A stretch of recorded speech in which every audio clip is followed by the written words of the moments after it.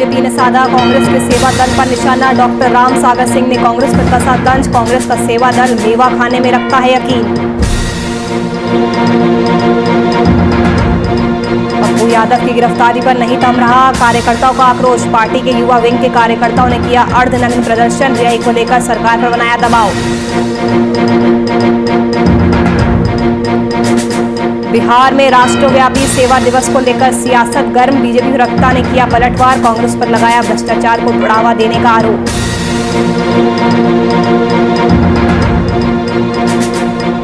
बोकारो में एफसीआई की बड़ी लापरवाही। गरीबों के लिए आया गेहूं बारिश में भीगा। मौके पर एफसीआई का कोई भी अधिकारी नहीं रहा मौजूद।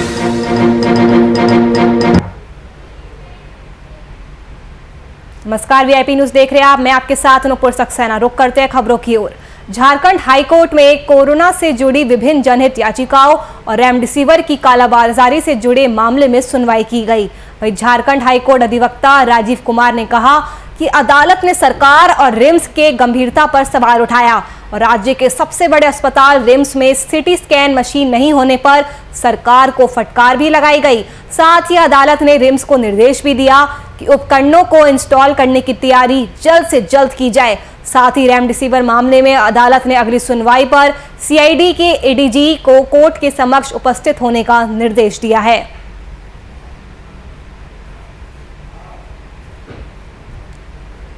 न्यायालय ने आज कोविड मामले की सुनवाई करते हुए आदेश दिया है कि एडीजी सीआईडी जो रेमडेसिविर के मामले में जो जांच चल रही है उसको सारे मामले में वो माननीय न्यायालय के समक्ष उपस्थित होकर के एक्सप्लेन करेंगे। अगली सुनवाई जो अगले थर्सडे को होगी। माननीय न्यायालय ने आज कई एस्पेक्ट्स पे आदेश दिया है और सबसे बड़ा चीज है कि रिम्स में माननीय न्यायालय का कहना था कि एक हॉस्पिटल झारखंड का जिसके पास CT scan machine, cath lab और एक्सेट्रा ये सब नहीं है, ये शर्म की बात है।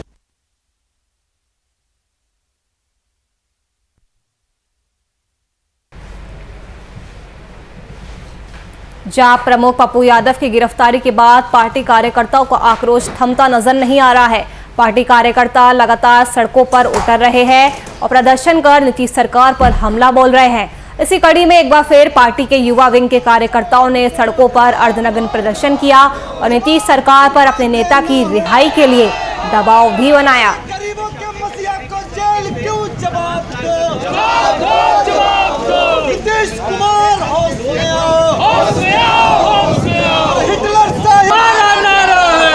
जुर्म के टक्कर में और थोड़ा दूर रहिए। तो जवाब दो नीतीश यादव को जेल क्यों? जवाब दो। उद्देश्य साफ है कि हमारे नेता आदरणीय पप्पू यादव जी जो गरीबों के मसीहा थे, जन जन के सेवक थे, जो गरीब दुखियों के जरूरतमंद को हमेशा सुनते रहते थे, उनके जरूरत को पूरा करते थे और जो इस कोरोना काल में जिंदगी बांट रहे थे, उनको 32 साल पुराने केस में सुनियोजित तरीके से गिरफ्तार कर लिया गया है। अब उनको रिहा नहीं किया जा रहा है। दूसरे के लिए 12 बजे कोर्ट खुल जाता है, हमारे आदरणीय नेताजी के लिए कोर्ट नहीं खुलती है। पूर्णिया में राजनीतिक और मौसम दोनों के तापमान में तेजी से बदलाव हो रहा है। पूर्णिया में यास तूफान और भारी बारिश के बीच जाप कार्यकर्ताओं ने अपने सुप्रीमो की रिहाई को लेकर जाप युवा परिषद के प्रदेश महासचिव और प्रदेश प्रवक्ता राजेश यादव के नेतृत्व में अर्धनग्न होकर मार्च निकाला। मार्च में शामिल कार्यकर्ता लगातार पप्पू यादव की रिहाई की उन्होंने मांग की और सरकार के खिलाफ जमकर नारेबाजी भी की।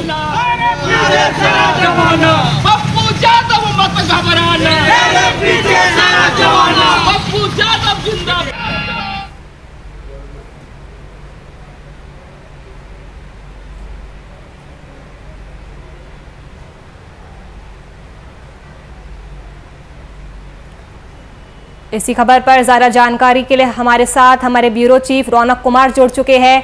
रौनक, बिहार में सियासत गरमाई जा रही है। पप्पू यादव को लेकर लगातार उनकी रिहाई के लिए प्रदर्शन हो रहे हैं। इससे पहले भी हमने देखा था कि उनके समर्थकों ने हथकड़ी लगाकर प्रदर्शन किया था।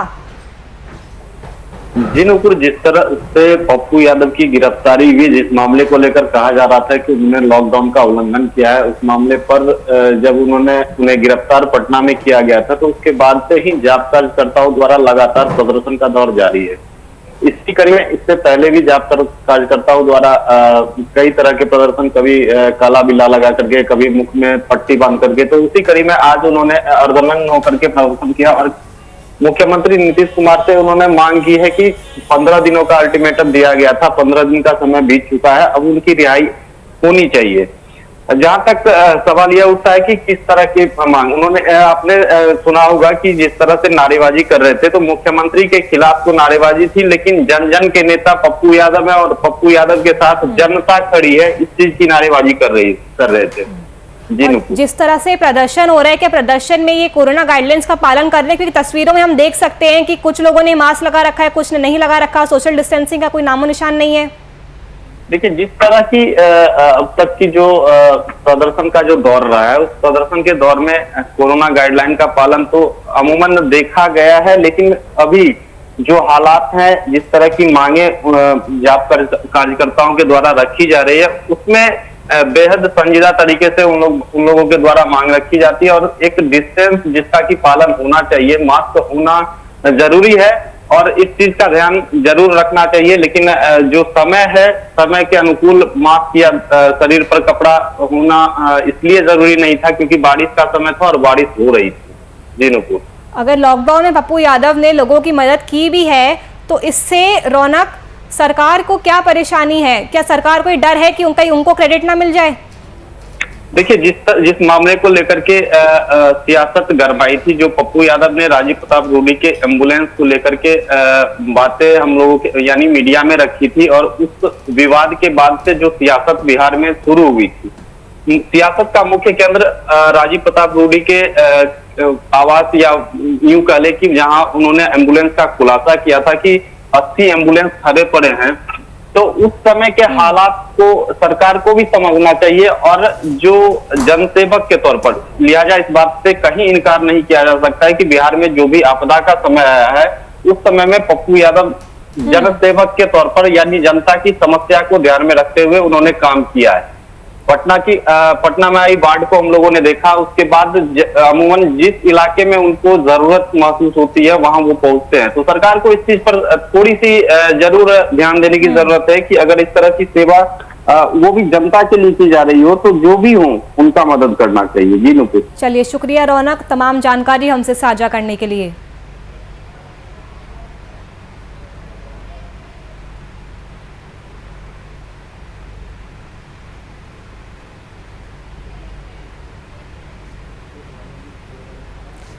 नेता प्रतिपक्ष तेजस्वी यादव के बाद अब सरकार में सहयोगी पार्टी बीजेपी के सांसद ने पंचायत प्रतिनिधियों के खत्म हो रहे कार्यकाल को बढ़ाने को लेकर बड़ी मांग की है।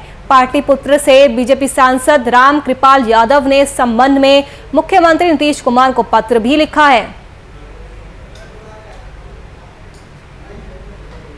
दिन पहले मुखिया संघ का एक अनुरोध पत्र हमें मिला, उसी के आशय में एक माननीय मुख्यमंत्री जी को मैंने पत्र लिखा है कि पंचायती राज व्यवस्था के अंतर्गत जो चुने हुए प्रतिनिधियों का अधिकार है, क्योंकि समय पर चुनाव नहीं होने की संभावना है, तो उनकी शक्तियाँ खत्म हो जाएगी और अधिकारियों को शक्ति मिल जाएगी और जनप्रतिनिधियों के पास अगर अधिकार रहे तो ज़्यादा अच्छा होगा, वो ज़्यादा अच्छे ढंग से देख पाएंगे। इस आशय का अनुरोध पत्र मुख्यमंत्री जी को लिखा है कि इस पर आगे सभी लोगों से बातचीत करके विधि सम्मत। कुछ दिन पहले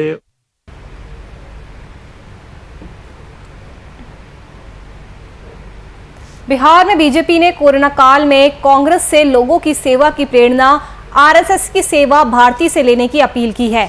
बिहार बीजेपी के प्रदेश प्रवक्ता डॉक्टर राम सागर सिंह ने कांग्रेस के सेवा दल पर जमकर निशाना साधा है।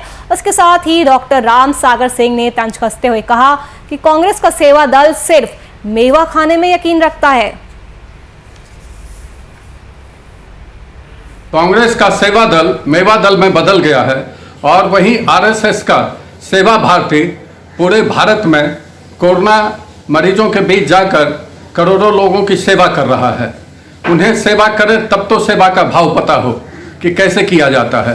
भारतीय जनता पार्टी पूरे बिहार में अपने बूथ पर ही, अपने गांव में ही कार्यकर्ताओं और नेताओं को निर्देश दिया है कि जाकर कोरोना काल में सेवा दें।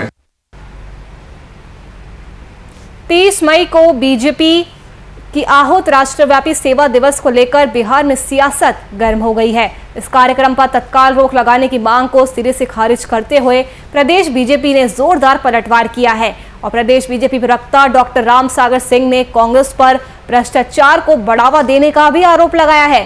बीजेपी प्रवक्ता के अनुसार इस कार्यक्रम को लेकर कांग्रेस परेशान है। आपको बता दें कि 30 मई को बीजेपी कोरोना गाइडलाइंस का पालन करते हुए पूरे देश में घर घर जाकर लोगों के बीच मास्क, सैनिटाइजर, साबुन, फूड पैकेट्स का वितरण करेगी। साथ ही युवा मोर्चा के कार्यकर्ता रक्तदान भी करेंगे।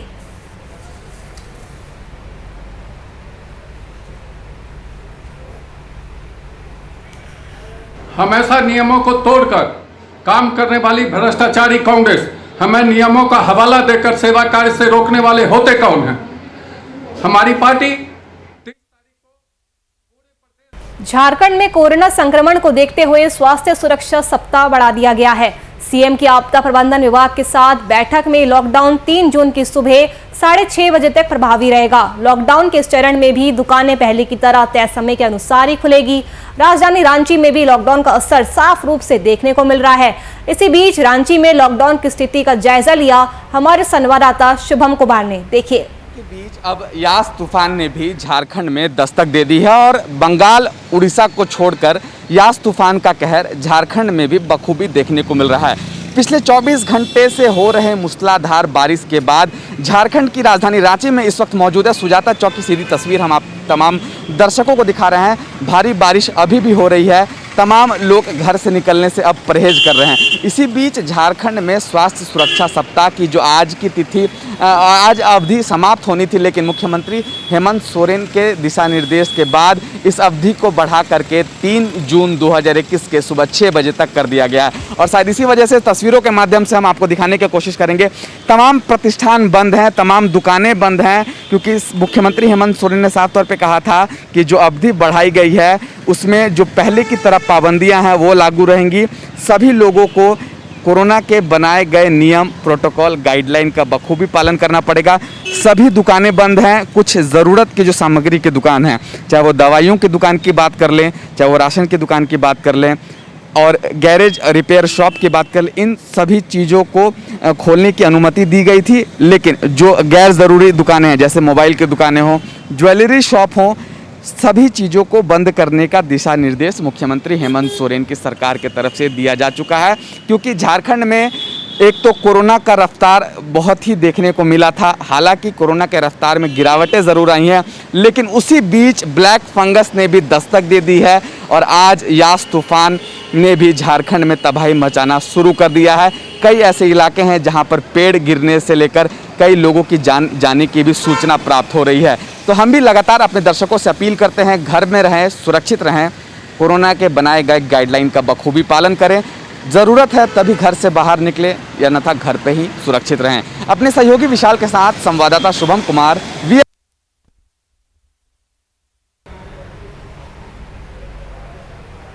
यास तूफान के कारण हो रही बरसात, जल जमाव, शहर की साफ सफाई की समस्या और पेड़ों के टूटने की समस्या को देखते हुए रांची की मेयर डॉक्टर आशा लकड़ा ने रांची के अलग अलग क्षेत्रों में भ्रमण कर जायजा लिया। वहीं उन्होंने इसकी शुरुआत मोरहाबादी अंतु चौक से की और उसके बाद विभिन्न क्षेत्रों में गई। साथ ही नालियों की सफाई की भी उन्होंने करवाई।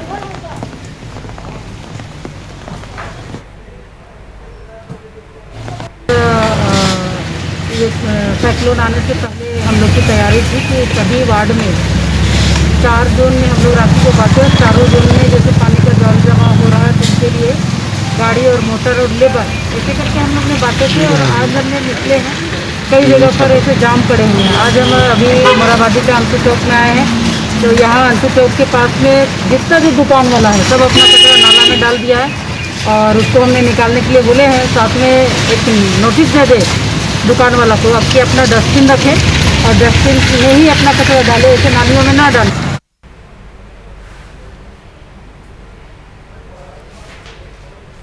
यास तूफान का असर अब जमशेदपुर में भीषण रूप लेता नजर आ रहा है। कारण ये है कि ओडिशा स्थित व्यंगी बिल डैम के फाटक को खोलने का असर यहाँ के दोनों प्रमुख नदियों यानी स्वर्णरेखा और खरकई में देखा जा रहा है। दोनों नदियां खतरे के निशान से ऊपर बह रही है, जो कि प्रशासन के लिए एक चुनौती का सबब है। तटीय इलाकों में रहने वाले लोगों को सुरक्षित स्थानों पर पहुंचाने की पूरी कोशिश जारी है।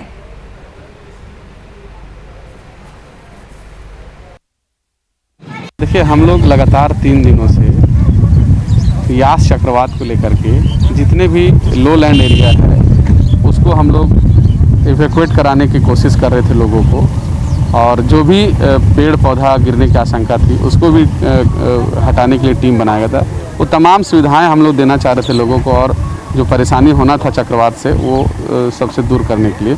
लेकिन चक्रवात खैर धीमा रहा, और आप देखेंगे कि उड़ीसा और बंगाल में जो भारी बारिश हुआ उसका नतीजा ये हुआ कि बडबिल डैम खोल दिया गया है और पानी खरकई नदी में ज़्यादा तेज़ी गति से प्रवाहित हो रही है। तो इसको लेकर के लो लैंड एरिया में अभी पानी तो घुसा नहीं है, बट नदी जो है एकदम किनारे, पानी का लेवल जो एकदम किनारे तक आ चुका है। स्थिति बहुत खराब है। 3 बजे पानी बढ़ना स्टार्ट हुआ है, हम लोग देख रहे हैं नदी में पानी बढ़ते ही जा रहा है। मुझे इतना पानी घुस चुका है। क्या स्थिति है अभी अंदर का? पानी बढ़ ही रहा है, सब अपना तकलीफ में है, परेशान है, सब अपना घर का सामान खाली कर इधर उधर भाग ही रहे हैं। इसी के लिए गैया जानवर सबके लिए जुड़े हुए हैं, सबका मदद कर ही रहे, हेल्प कर रहे हैं।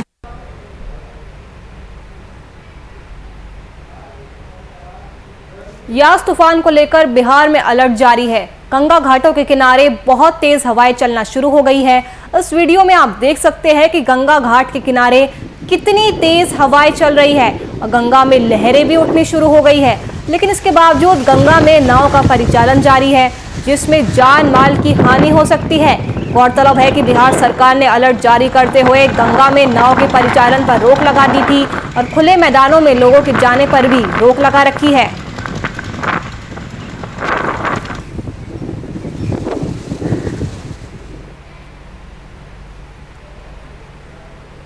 जमशेदपुर में यास तूफान का असर स्वर्णरेखा और खरकई नदी का जलस्तर खतरे के निशान के ऊपर पहुंच चुका है।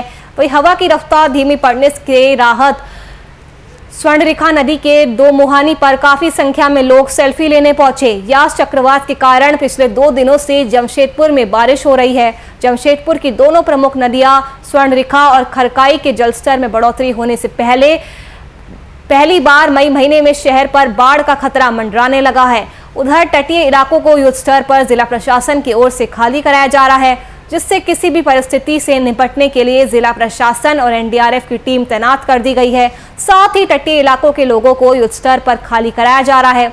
हालांकि चक्रवात का असर अब कम पड़ने लगा है।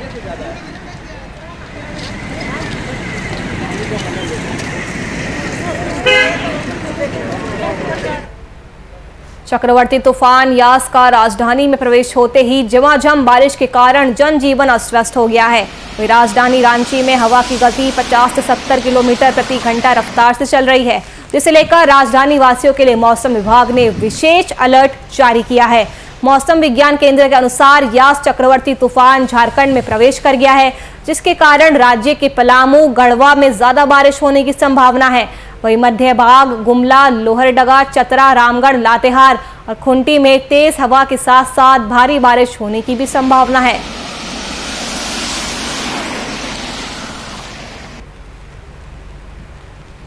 प्रबंधन विभाग तथा जिला प्रशासन की तरफ से हम लोग को एक रांची जिला में डिप्लॉय किया गया है।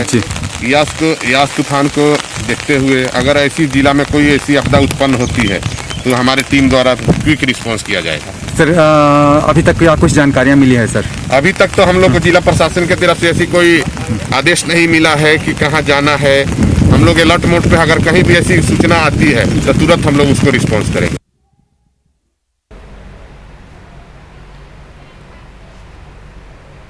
भागलपुर के सुल्तानगंज थाना क्षेत्र में प्रेम प्रसंग के मामले को लेकर लड़की पक्ष वालों ने एक युवक की जमकर पिटाई कर दी। युवक को गंभीर देख ग्रामीणों ने स्थानीय पुलिस को सूचना दी। घटनास्थल पर पहुंचे पुलिस ने युवक को इलाज के लिए अस्पताल में भर्ती कराया। घायल युवक ने घटना के बारे में बताया कि वो और उसकी प्रेमिका कमरगंज से भागलपुर शादी करने के लिए जा रहे थे और इसी दौरान लड़की के घर वालों ने उसे पकड़ लिया और उसकी जमकर पिटाई की।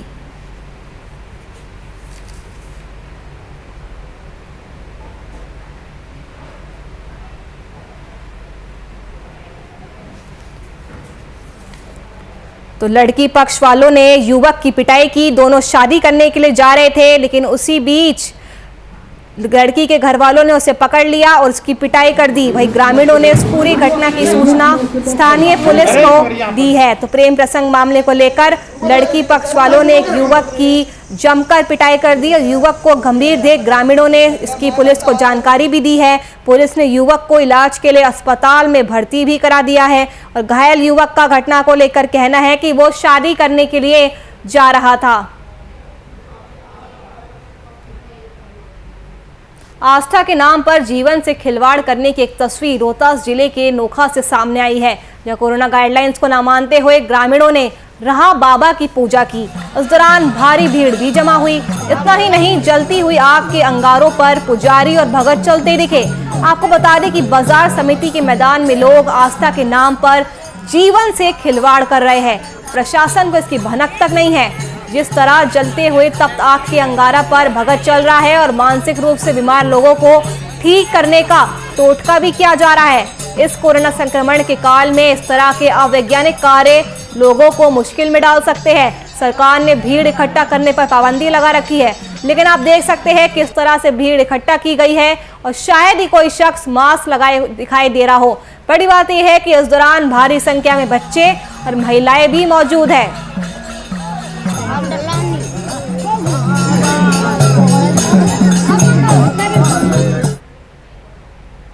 दुमका के जरपुरा गांव में 4 दीवारी कैंपस स्थित गोदाम से भारी मात्रा में अवैध शराब बरामद की गई। आपको बता रहे कि उत्पाद विभाग ने गुप्त जानकारी पर छापेमारी की और अवैध शराब बरामद की गई। साथ ही कई गाड़ियों को भी अपने कब्जे में लिया गया है। वहीं मिली जानकारी के मुताबिक इस छापेमारी की पूरी जानकारी थाना अध्यक्ष ने प्रेस कॉन्फ्रेंस कर दी है।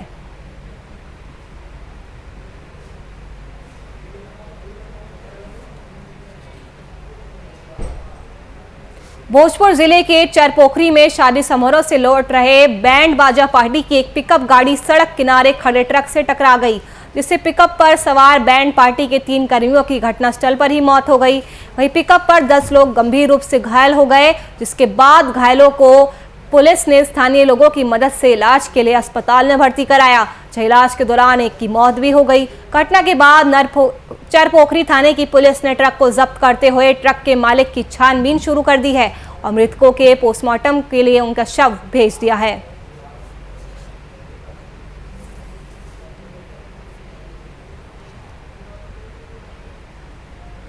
मधुबनी जिले में यास तूफान का असर धीरे धीरे आगे की ओर बढ़ रहा है। सुबह से ही बारिश हो रही है, वहीं हवा की रफ्तार सुबह से अधिक बढ़ी हुई है। इस तूफान से लोग सहमे हुए हैं। सड़क भी आम दिनों की अपेक्षा सुनसान है। फिलहाल कहीं से कोई हताहत की कोई सूचना नहीं आई है। वहीं बिजली विभाग द्वारा नियंत्रण कक्ष के जारी मोबाइल नंबर व्यस्त बता रहे हैं, जिससे लोगों की परेशानियां बढ़ गई है। हालांकि जिला प्रशासन ने मौसम विभाग द्वारा अलर्ट किए जाने को लेकर जिले के सभी पदाधिकारियों को अलर्ट मोड में रहने का निर्देश दिया है।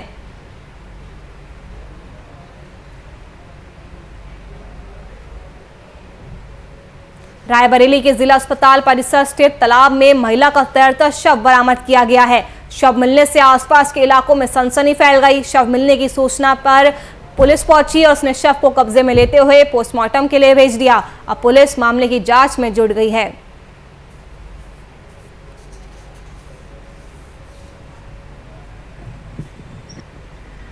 ताल के पीछे अचानक से कहीं से बाढ़ आ गई है, एकदम संदिग्ध में। प्रशासन यहाँ मौजूद है और हम लोग इस ताल से वैसे ही परेशान हैं। कभी सफाई कुछ नहीं होता यहाँ पे। पूरे प्रकाश नगर की लाइन यहाँ कूदी हुई है। तालाब का पानी पूरा इसी में भरता है और कैसे भी करके इसको CMS को हम लोग सोचते हैं कि शिकायत करी जाए कि किसी तरीके खाली कराया जाए। क्या पहली बार लाश मिली या इससे पहले भी कई बार मिल चुकी? पहले भी आ चुकी है 1-2 बार। तो इसके लिए आप लोग यहाँ जिला अस्पताल के उच्च अधिकारियों से शिकायत की गई है। खाली कराया जाता था मगर खाली नहीं होता। इसके कारण ये है कि प्रकाश नगर की पूरी लाइन कूदी हुई इसमें।